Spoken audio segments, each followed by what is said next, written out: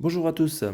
Suite à l'achat de plusieurs Blu-ray d'occasion, je vais faire un focus sur le réalisateur Tony Scott.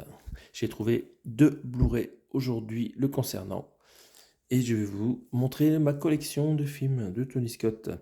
Donc Tony Scott, le frère de Ridley Scott, le célèbre réalisateur d'Alien et voilà, Blade Runner et Gladiator que vous connaissez par cœur. Donc son frère a fait quelques films intéressants et j'en ai un petit peu dans ma collection. Donc j'avais déjà celui-là, le film Domino avec Keira Knightley et Mickey Rourke en coffret collector de DVD Steelbook, un magnifique Steelbook tout jaune, à fond dans le jaune, jaune fluo, avec un son de très bonne qualité, du DTS 5.1 en français et en anglais. Donc c'est du DVD, mais le Steelbook vaut le coup, il est pas cher et il est bourré de bonus. Donc voilà, pour l'instant je suis sur ce Steelbook DVD pour ce film. Avec cette qualité d'image, je n'ai pas encore vu. Ça a l'air d'être assez punchy. Voilà, avec Keira Knightley en Bad Girl. Joli steelbook. J'avais aussi déjà dans ma collection le film Man on Fire avec Denzel Washington. Avec encore une fois un très bon son en anglais, 5.1 DTS HD Master Audio et 2 heures de bonus. Là, c'est un Blu-ray classique avec beaucoup de logos de la collection Blu-ray VIP et ce Blu-ray fonctionne parfaitement, il n'est pas défectueux, il a été testé. Et aujourd'hui, je suis tombé sur deux nouveaux Blu-ray de ce réalisateur. Il s'agit d'abord du film L'attaque du métro 1, 2, 3 ou 123 avec Denzel Washington encore une fois et John Travolta. Je l'ai eu pour 3 euros parce que j'ai acheté 4 Blu-ray à 4 euros.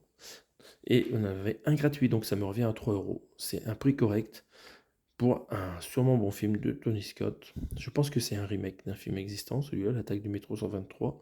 Je n'ai jamais vu ni l'original ni le remake.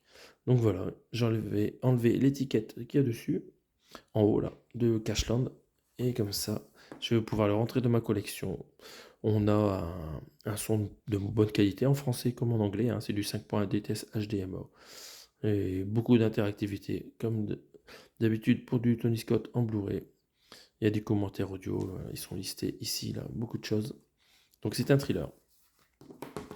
Et dernière entrée du jour, pour à peu près 2,30 €, le film Unstoppable avec Denzel Washington, encore une fois, et Chris Pine.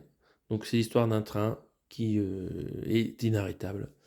Et encore une fois, 1 heure de bonus, un petit peu moins de bonus, et un son en 5.1 DTS HD Master Audio, qui doit bien donner là avec les scènes d'action autour du train. Alors on voit qu'on a cette actrice là qui est très connue aussi, Rosario Dawson, qui a fait du Star Wars, du Marvel. Dans Daredevil, j'ai bien aimé son rôle aussi, la série. Donc voilà, petit film d'action, film catastrophe peut-être, avec un train a priori contenant des matières dangereuses. J'aime bien ce logo, ça me fait penser à Doom, moi.